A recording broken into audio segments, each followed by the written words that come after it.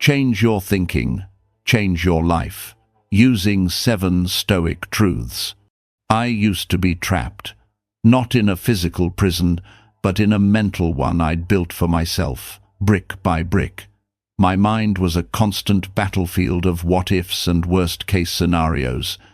I was stuck in a cycle of stress and anxiety, pretending I was fine while on the inside. Everything felt tangled and heavy. I felt completely powerless, like a small boat being tossed around in a storm, with zero control over the waves or the wind. Then, at a point where I felt I had nothing left to lose, I tried something radical. It wasn't a New Age trend or some quick-fix hack. It was an experiment based on the wisdom of ancient philosophers who faced plagues, exile, and war, not with panic, but with a deep and unshakable calm. Through this experiment, I discovered 7 mindset shifts. They weren't just coping mechanisms, they were the keys that finally unlocked the door to my mental prison. They didn't just help me manage my life, they completely transformed it, giving me a sense of lasting inner peace I never thought was possible. In this video, I'm going to share those 7 Stoic truths with you. These aren't just abstract ideas, they are practical tools that can, and will, change your life if you let them. Truth 1. Focus only on what you can control. The first truth that began to dismantle my anxiety was what the Stoics call the dichotomy of control. For years, my emotional state was a puppet, and the strings were held by everything I couldn't influence. I'd get furious if traffic made me late. I'd lose sleep over what a colleague might be thinking about a project I led. I'd feel a wave of dread if the weather ruined a weekend plan. My energy was constantly draining away on battles I was never going to win. This left me with a gnawing feeling of helplessness, a belief that my happiness was at the mercy of the outside world. Then I stumbled upon a simple, yet earth-shattering idea from the philosopher Epictetus. He said, "The chief task in life is simply this, to identify and separate matters so that I can say clearly to myself, which are externals not under my control, and which have to do with the choices I actually control." This isn't just a quote, it's a diagnostic tool for your soul. The Stoics teach us to relentlessly distinguish between what's in our control and what isn't, and what's not in our control. Almost everything, the weather, the economy, what other people say or think or do, their opinions, their actions, your reputation, these are all external. So, what is in your control? Just one thing. Your own mind, your thoughts, your judgments, your decisions, and your actions. That's it. That is your empire, the one place where you are the absolute ruler. Putting this into practice was a game changer. I started taking a piece of paper and drawing a line down the middle. On one side, not in my control, and on the other, in my control. When a worry popped up, what if my boss hates my presentation? I'd pause. The quality of the presentation, that's on me. My effort, my research, my practice. But my boss's reaction? That went squarely in the not in my control column. And once it was there, I gave myself permission to let it go. This simple act was so liberating. It felt like I'd been trying to carry the entire world on my shoulders, and someone finally told me I only had to be responsible for my own 2 feet. All that wasted energy, all that pointless anxiety could be redirected. I stopped trying to manage the world and started managing my response to it. This shift from focusing on outcomes to focusing on your effort is the first giant step toward inner peace. It doesn't mean you become passive. It means you become precise and powerful, pouring your energy only into what you can actually change. Truth 2. Practice negative visualization. My mind used to be a master of a different kind of visualization, catastrophic fantasy. I was constantly, unconsciously imagining all the terrible things that could happen. I feared losing my job, my relationships failing, or my health falling apart. But this constant fear didn't protect me. It just poisoned my present. I was suffering from tragedies that hadn't even happened and might never happen. I was paying a daily tax of anxiety for things I still had. It was a life of quiet, continuous dread. This is where the second Stoic truth comes in, and at first it sounds completely backward. Practice negative visualization, or what the Stoics called premeditatio malorum, the premeditation of evils. This isn't about being a pessimist. It's a powerful psychological tool for building resilience and, strangely enough, creating incredible gratitude. Marcus Aurelius, the Roman emperor, gave this advice. Begin each day by telling yourself, "Today I shall be meeting with interference, ingratitude, insolence, disloyalty, ill will, and selfishness." He wasn't cursing his day. He was preparing his mind. He was rehearsing for adversity so that when it showed up, it wouldn't have the power of shock and surprise. When you expect that people might be difficult or that things might go wrong, you're not rattled when they do. You can meet the situation with calm and reason, instead of a shattered sense of, "This shouldn't be happening." I started to build this into my own life. Each morning, I'd take just 2 minutes to think about the day ahead. Then, I'd calmly imagine small things going wrong. Maybe my internet dies during a big meeting.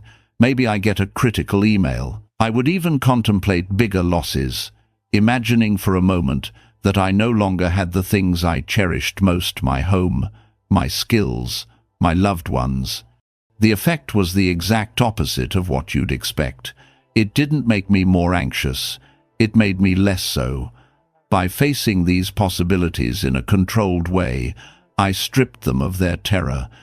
And more importantly, after thinking about their loss, I'd open my eyes to a world where I still had all of those things. My morning coffee tasted richer. The presence of my family felt more precious. My health felt like an incredible gift.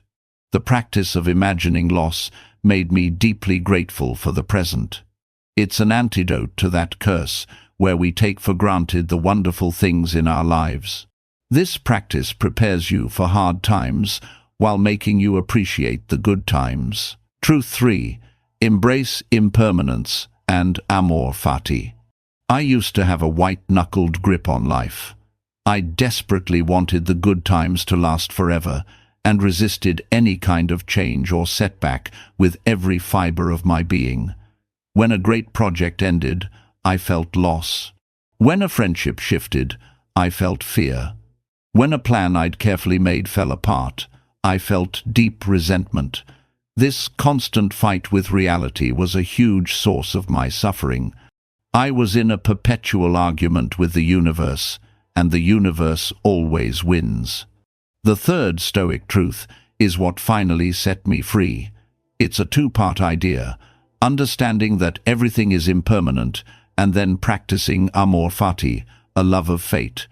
The Stoics teach that everything in life is temporary, like a river in constant flow.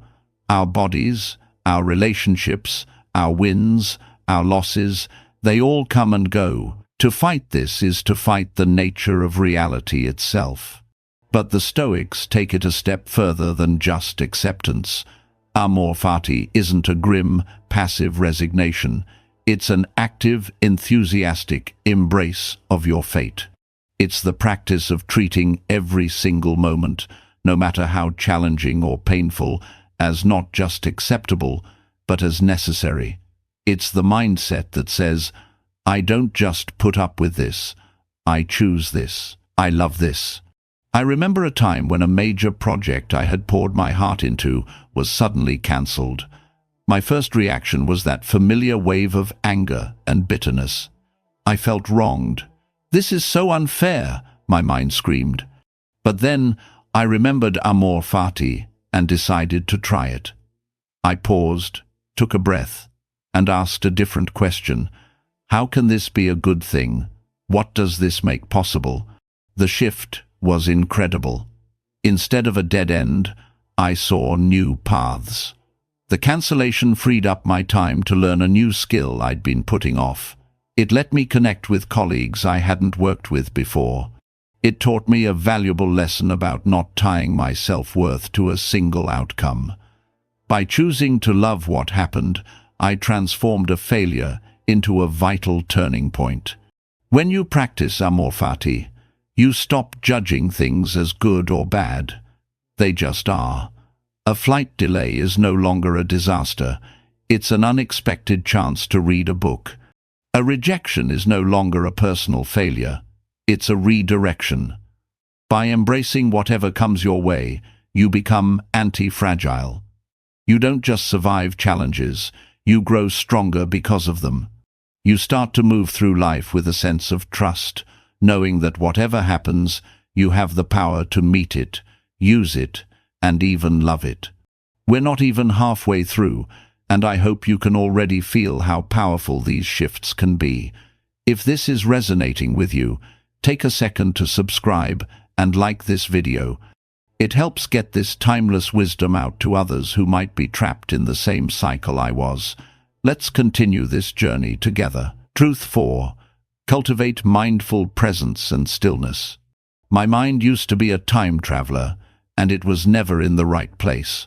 During dinner with my family, I'd be mentally replaying a meeting at work. At my desk, I'd be anxiously jumping ahead to future worries about bills or deadlines. I was almost never fully here.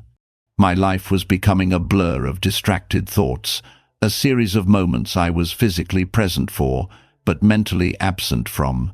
This constant mental chatter was a huge source of my anxiety. This brings us to the fourth Stoic truth, the power of presence and stillness. The Stoics called this prosoche, the practice of keeping a vigilant attention on your own mind and thoughts. It's about anchoring yourself in the present moment, because the present is the only place you have any real power. As the philosopher Seneca said, we often suffer more in imagination than in reality. Our anxiety lives in the future, and our regrets live in the past. Peace lives in the now. This isn't about emptying your mind, it's about observing it. Marcus Aurelius wrote his famous Meditations as a private journal to keep himself present and to observe his thoughts without getting swept away by them. He understood that between an event and our response to it, there is a space. In that space is our power to choose. Stillness is what creates that space. It isn't weakness, it's the foundation of calm and clarity. I started practicing this with small mindful pauses throughout my day. Before opening a stressful email, I'd take one deep breath. When someone was talking to me, I'd make a real effort to just listen instead of planning my reply while they were still speaking. I started to truly taste the first sip of my coffee in the morning. These small acts of stillness started to add up. They were like anchors, pulling my wandering mind back from the storms of the future and the ghosts of the past. The world came into sharper focus. I started to notice that gap between stimulus and response getting wider. An irritating comment no longer triggered an instant defensive reaction. A sudden problem no longer sent me into a panic. I now had a moment to pause, consult my reason, and choose a response that was calm and deliberate. A happy life really does consist of tranquility of mind, and that tranquility isn't found by escaping the world, but by being fully present within it. Truth 5. Detach from external validation. For a long time, my sense of self-worth was outsourced. It was a fragile thing, completely dependent on what other people thought. A compliment from my boss would make me feel amazing. A critical comment would send me crashing down. I was addicted to praise and terrified of criticism. I measured my value in social media likes and job titles. I was constantly performing, adjusting my mask for whoever I was with. It's an exhausting and unfulfilling way to live. The fifth Stoic truth offered a way to reclaim my self-worth. Detach from external validation.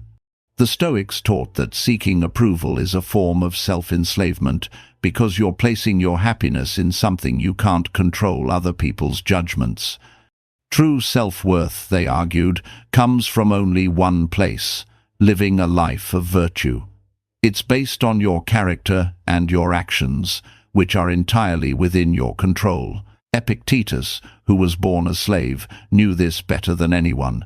He taught that if you're distressed by anything external, the pain isn't due to the thing itself, but to your opinion of it, and you have the power to change that opinion at any moment.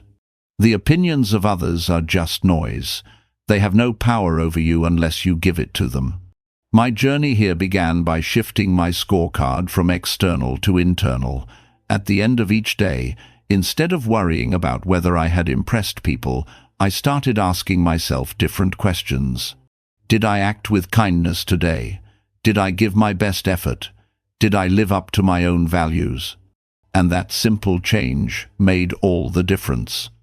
I stopped chasing applause and started pursuing a quiet sense of self-respect. It didn't mean I became arrogant or ignored feedback. It meant feedback became data to consider, not a verdict on my worth. The need for constant validation just started to fade away, and a quiet, solid confidence grew in its place. That's real freedom. It's knowing that, no matter what anyone else thinks, you can be at peace with yourself, because you're living by your own principles. You stop performing for the world and start living for yourself. Truth 6. Journaling and self-reflection. My mind used to be an incredibly noisy place. Anxious thoughts and frustrations would loop endlessly, like a broken record. There was no clarity, just a tangled mess of emotion. I was trapped inside my own head, and it only amplified my stress. I was a stranger to my own inner world because I never took the time to map it out. The sixth Stoic truth gave me the ultimate tool for bringing order to this chaos: philosophical journaling. This is not a Dear Diary exercise. It's a rigorous, reflective practice of self-examination. The most famous example is Marcus Aurelius's Meditations. It was his personal journal, his private space to wrestle with his thoughts and reinforce his principles. As Seneca recommended, we should examine ourselves daily. We should ask, what bad habit did I work on today? What fault did I resist? In what way am I better? This practice externalizes your thoughts, allowing you to look at them with reason instead of being controlled by them. I started my own journaling practice, dedicating just 15 minutes every evening to it. I structured my reflection around 3 simple prompts inspired by the Stoics. First, where did I fall short of my values today? This isn't about beating yourself up. It's about honest self-assessment. Did I react with anger when I could have chosen patience? Acknowledging these moments without harsh judgment is the first step to improving. Second, how could I have handled a challenge better? This is like a mental rehearsal. I'd replay a difficult moment from the day and visualize myself responding with more wisdom or courage. This trains the mind to react better in the future. Third, what am I grateful for, and what can I learn from today? This final prompt combines gratitude with a commitment to learning. It forces me to find the good, even on a tough day, and to pull a lesson from every experience. This daily habit has been life-changing. It's my mental training ground. It provides clarity, dissolves anxiety by getting it out of my head and onto the page, and holds me accountable to the person I want to become. It's one of the most effective ways I've found to turn Stoic philosophy from an abstract idea into a living, breathing part of my life. Truth 7. gratitude and finding beauty in everyday life. My default setting used to be one of dissatisfaction. I was always looking ahead, convinced that happiness was waiting for me after the next promotion, the next vacation, the next purchase. This destination happiness meant that I was constantly overlooking the life that was happening right in front of me. The present was just something to get through on the way to a better future. I was blind to the small wonders of my daily life. The seventh and final Stoic truth ties all the others together. Practice deep gratitude and find beauty in the ordinary. Stoic gratitude isn't just about saying thank you for the big wins. It's a deeper mindset. It is the art of appreciating things that are easily overlooked. The warmth of the sun, the pleasure of a glass of water, a moment of laughter with a friend.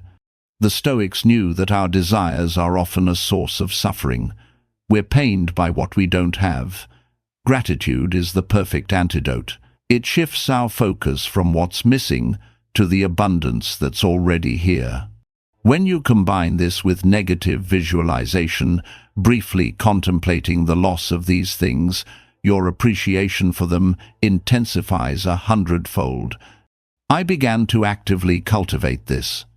I made a conscious effort to find moments of beauty and reasons for gratitude throughout my day. I'd pause and truly appreciate my food instead of eating on autopilot. I'd look at the sky and marvel at the sunset. When interacting with people, I'd look for the good in them. This wasn't a one-time fix. It was a complete retraining of my perception. I was teaching my brain to scan for the positive, instead of habitually scanning for threats and problems. The result was a profound shift in my baseline happiness. Joy was no longer a destination. It became the path I was walking on. You realize that you don't need to achieve something spectacular to be happy. The raw materials for a joyful life are already here, all around you, right now. You just have to learn how to see them. Conclusion. These 7 truths, focusing on what you control, practicing negative visualization, embracing your fate, being present, detaching from validation, journaling, and finding gratitude, they aren't just separate lessons. They work together, like a new operating system for your mind, designed to build an unshakable inner peace. They all point back to one central, empowering idea. You can't control the events of your life. The world will be chaotic, people will be unpredictable, and challenges are guaranteed. But you can always control your response. You can control your judgments, your actions, and the person you choose to be. That is where your true power lies. Changing your thinking doesn't happen overnight. It's a daily practice. It's a choice you make every morning when you wake up, and every evening when you reflect on your day. But it is the most important work you will ever do. It is the path from a life of anxiety and powerlessness to a life of resilience, purpose, and profound inner peace. If you've watched this far, you're serious about changing your life. Don't let this just be another video you watch. Start today. Choose one of these truths and begin to practice it. Subscribe for more practical philosophy to guide you on your journey. And now, I want you to take the first step. Tell me in the comments, which of these 7 Stoic truths do you need to practice the most right now? Your transformation begins with that single choice.